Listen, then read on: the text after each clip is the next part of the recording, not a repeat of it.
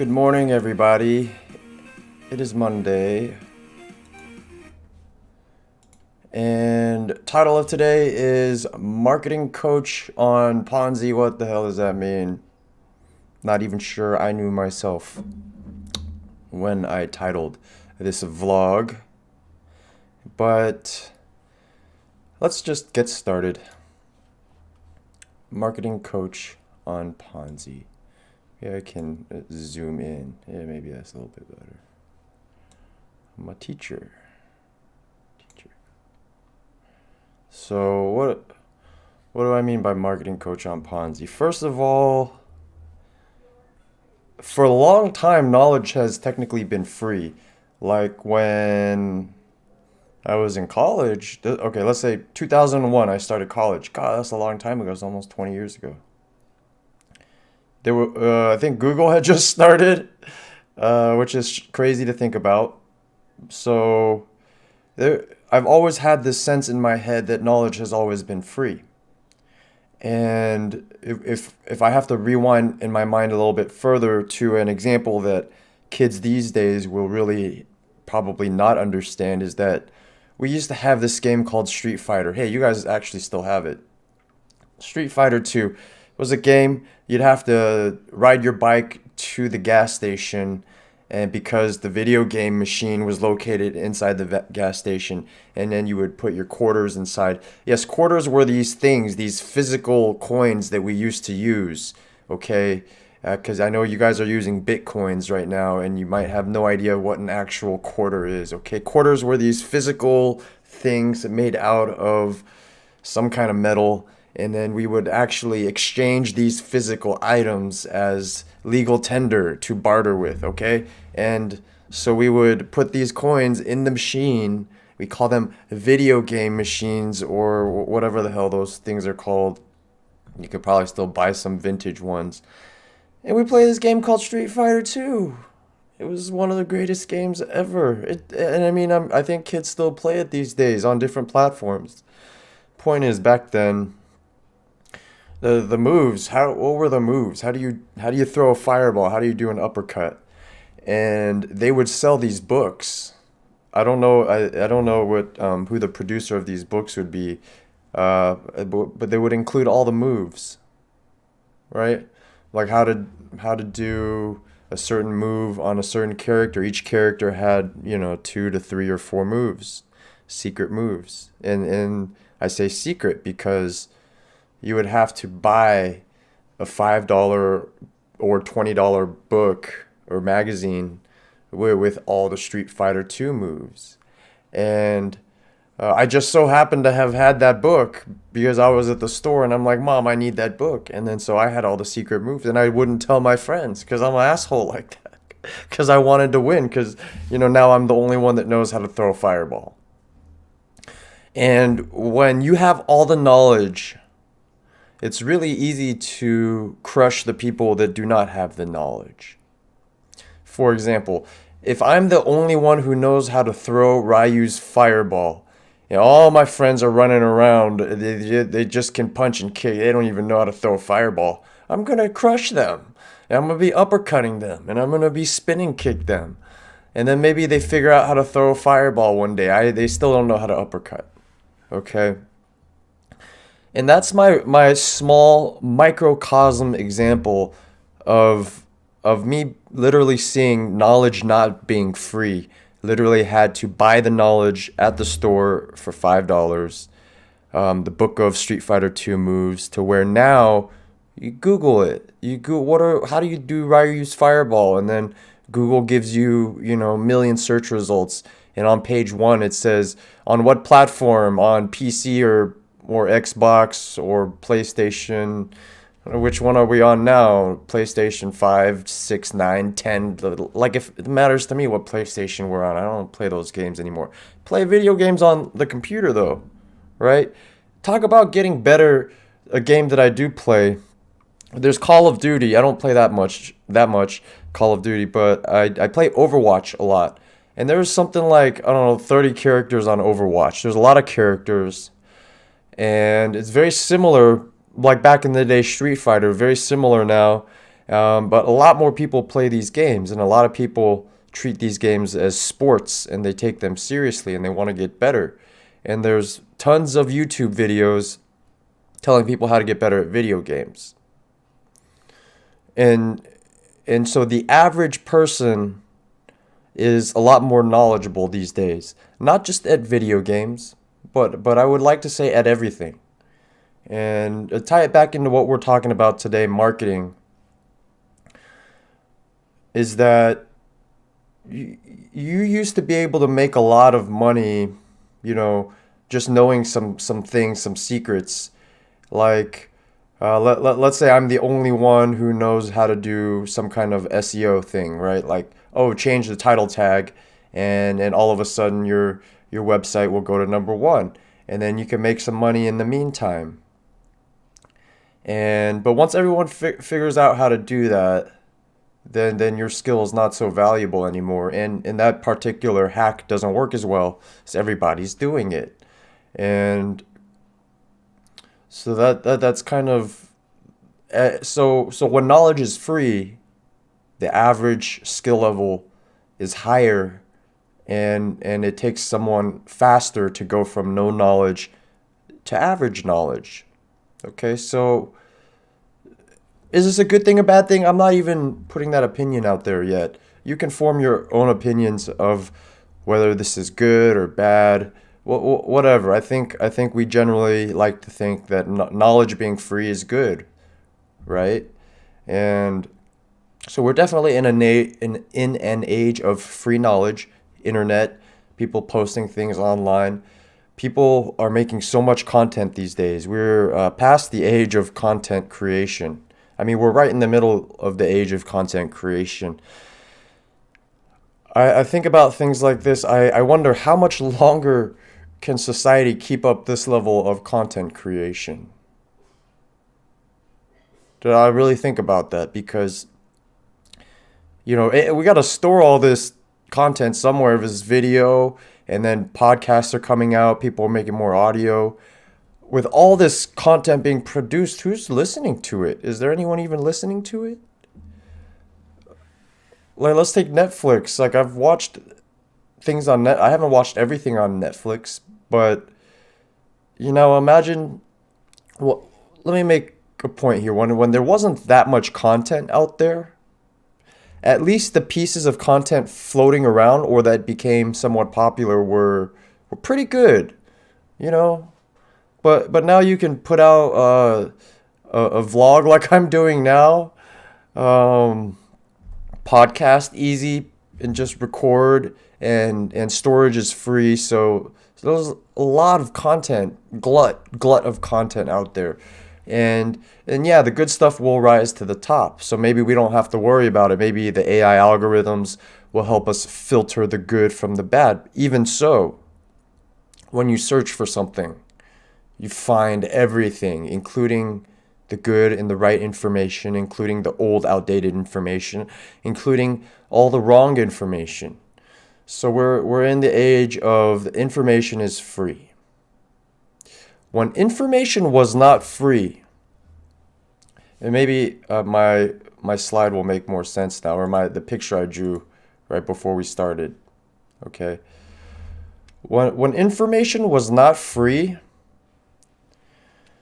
let's say back in the day when I was playing Street Fighter 2 with my friends, when information was not free, it took a lot more time to go from this beginner to advanced. I drew this kind of where we might be at now. We had a lot more beginners. Maybe the beginner line was up here. And we didn't have that many advanced people, and we probably didn't have that many teachers and not that many masters either, right? Well, when information is free, you have a lot more people in the advanced stage because they can Google how to do this move, whether we're talking about video games or any kind of game or any activity or any sport. You can go from beginner to advanced pretty fast when information is free.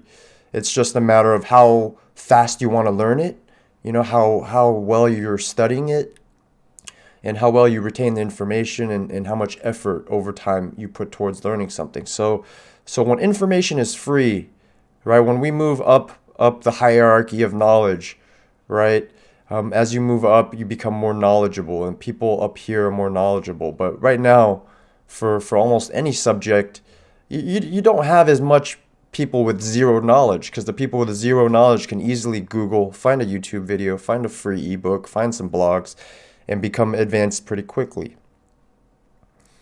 Now, what I've seen happen over the last 4 or 5 years is a lot of people want to hop straight from the advanced into being a teacher. Now, that's not a bad thing. It's really not. Like in any given field, the more teachers there are, the better. Just spreading awareness about things, helping the people under them get better.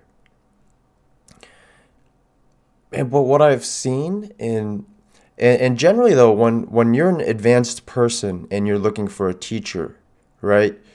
You would hope to be with the master, but you don't have to be. But that's always kind of, you'd be lucky if you went to a school or whatever, or let's say you're training martial arts or whatever, and you just so happen to find a master, right? Just masters being the people that know the most about something, the top 5-10% of that field.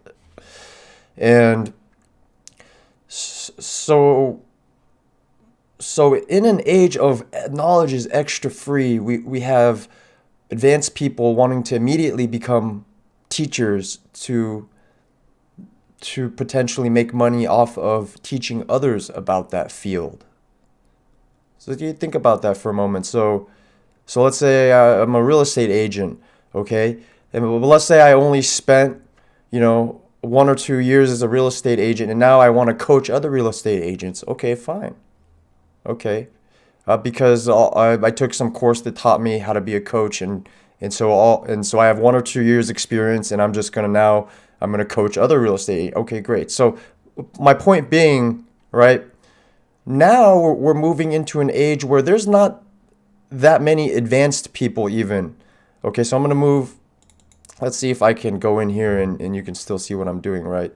So this is where I thought we were, but actually we're in an age of here's where I think we are now. Okay? In that and granted, let's say you retain the same level of knowledge wherever you are, okay, as you move up here, okay? And so we used to be up here where this line used to be up here where we had a lot more advanced people and a lot less teachers. Now I think, and maybe let me make this more extreme to really drive the point home. I think this is maybe either where we are now in 2021 or where we're headed. Actually, where we're now, because I've seen so many, hey, make a lot of money and train you how to be a coach and consult and this and that. And, the whole Tai Lopez, he started getting big in 2014. That was 6 years ago. And he just spawned a whole legion of. So I think this is where we are. We have information's free. So it's very easy to go from beginner to advanced. And once you get to advanced, it's also very easy to learn, how do you teach somebody else what you just learned? Kind of material. So you got a lot of teachers, which is not bad. But what I also see happening with this is that since the advanced people jump straight to teaching, I don't once you start teaching something, you no longer are a student anymore, and you're not like learning and getting better at it. So you're not going to learn any more than you already knew.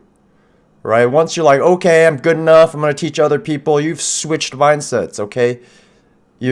And so this is the kind of dichotomy of the student teacher, right? Even masters of something the best masters will keep a humble attitude and still be students, and be like the highest black belt or whatever MMA guy is still going to be humble and be like, well, there's still another guy that could kick my ass, so I still have to train and learn concepts to stay number one.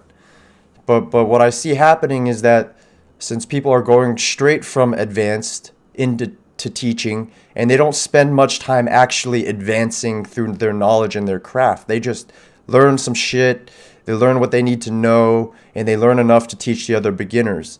So you have a lot of people swimming in this area and never actually rising up to master. So that the effect of this is that I think you end up having a far fewer masters in the field than before and traditionally.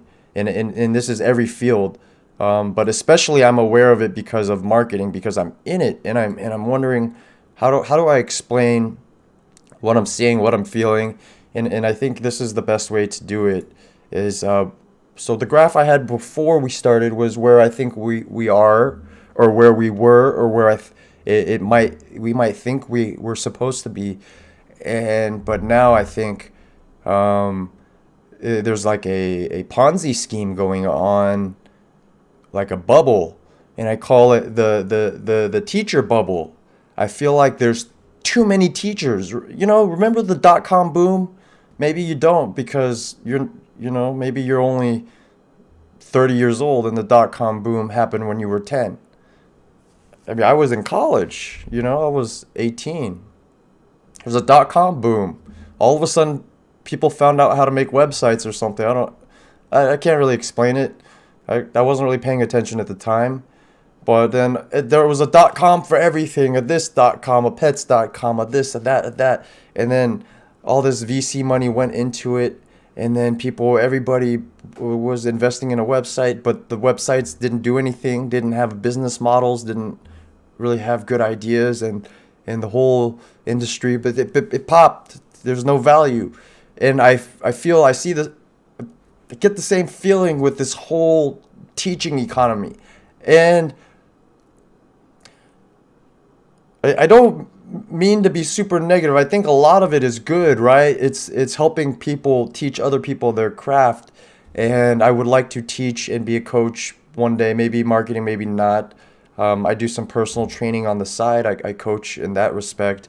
But my point is, I see it. I see this happening on a large mass level, in that people teach when maybe it's not even really like their path. They see it's easy to make money, to teach people less knowledgeable than them. They may not even be the best teachers. I think teaching is a natural thing that happens by way of accumulating knowledge in something, and then you reach a point to where you're ready to pass that knowledge down, and then this is very meta kind of stuff. Of course, there's the traditional, I'm going to be a teacher in this subject, and then I learn how to be a teacher, yada yada. But on the deeper level, on the non-traditional teaching path is, like, I didn't go to school to learn marketing at all, and I feel ready to coach it and teach it. Not that I even will. I have my own stuff I'm working on.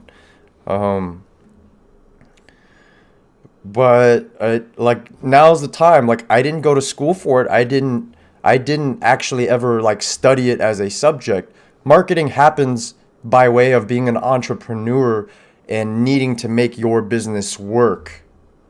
Marketing for me happened by way of a survival mechanism, in that if I need to survive, I need to learn sales and marketing as a survival technique. So I learned it as a survival technique, not as in a textbook, you do this, and then money falls out of your ass. No, I didn't learn it like, I learned it by doing it. And I reached a level, well damn, like the whole process is so clear to me. I can coach it. I feel very confident. For maybe some people, I can't coach for marketing.